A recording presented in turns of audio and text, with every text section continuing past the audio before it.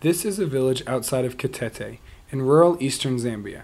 I came to Zambia to visit my friend Lindsay, who I worked with at Camp Lutherhoma back in the U.S. Lindsay is a volunteer for the U.S. Peace Corps in northern Zambia.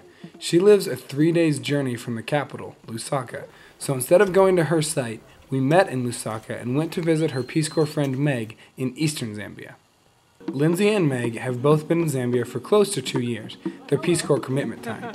They told me a whole lot about what their experience has been like. So my project is the Community Action for Health project. And basically what that means is that I live in the community and I work with groups called neighborhood health committees. And my job as a first-generation volunteer, which means I'm the first volunteer Peace Corps has put in the area, my job is to train these neighborhood health committees in what's called the basic healthcare package in Zambia, which consists of 6 health thrusts: HIV/AIDS, malaria, tuberculosis, child health and nutrition, water and sanitation, and integrated reproductive health, which is family planning and safe motherhood. Peace Corps volunteers are placed in villages for 2 years to work with the community and foster cultural exchange. Okay, so I live with my village headman, which is kind of like the mayor of my village, which is Kalabwe. The name of my village is Kalabwe. And he's like this 73-year-old guy who is incredible. He's like my grandfather.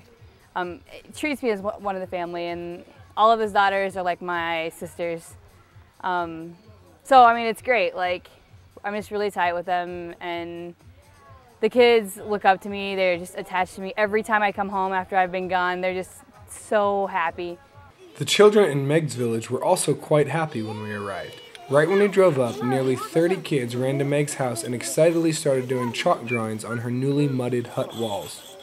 There will be times, though, most days, at least at one period of time, there's 30 kids, if not 40 at my house, all different ages. If I'm having a bad day, it's usually the kids that will just do something crazy. And I'm like, all right, you know, like, life makes sense still, you know, so.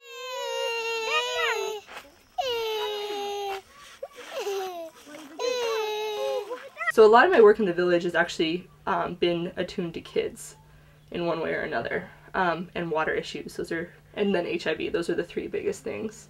I love cultural exchange. That's my favorite part, and it's 2 goals of the Peace Corps. So I love learning the language, the local language. It's one of my favorite things, actually.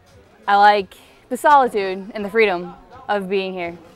I didn't want to do Peace Corps at first because everybody told me not to do Peace Corps, actually. They told me it's a 2-year commitment, you don't want to give up that much of your life. They also said, like, you know, you're in the government system then, you don't want to work for the government.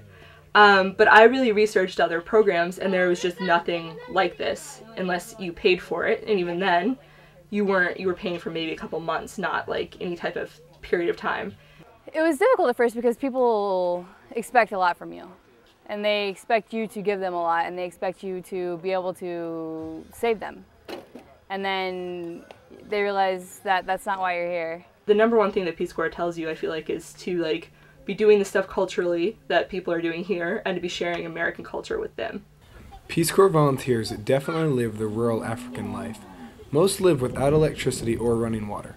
Every meal we had was cooked on hot coals in Meg's kitchen hut in her yard.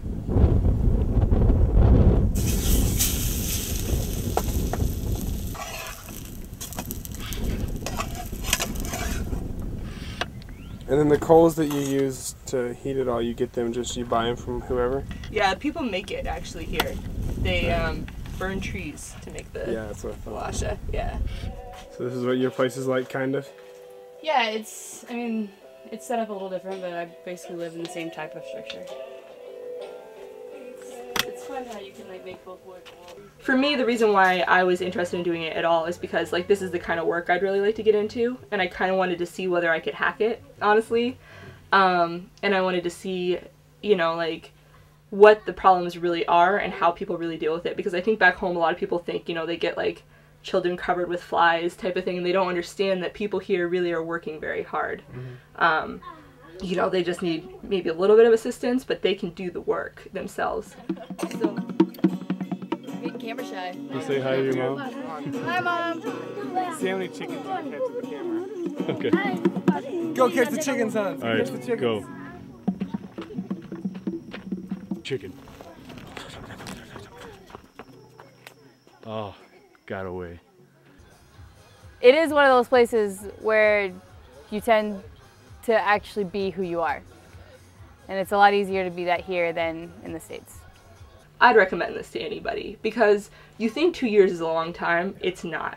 Like, I'm going to be really upset to leave here. Like, it's going to be hard because this becomes your home. It's like the first house most of us will own. It's been incredible. Like, you will get to do things in Peace Corps I feel like you'd never get to do anywhere else because once you get out to the village, you have a lot of freedom. What is the most fulfilling thing for you about it?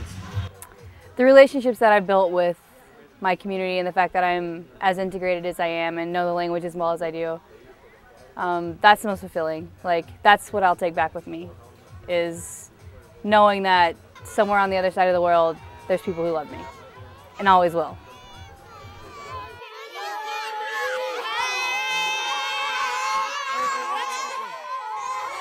If you'd like to know more about the Peace Corps, visit www.peacecorps.gov or watch my next video about the Peace Corps in Malawi.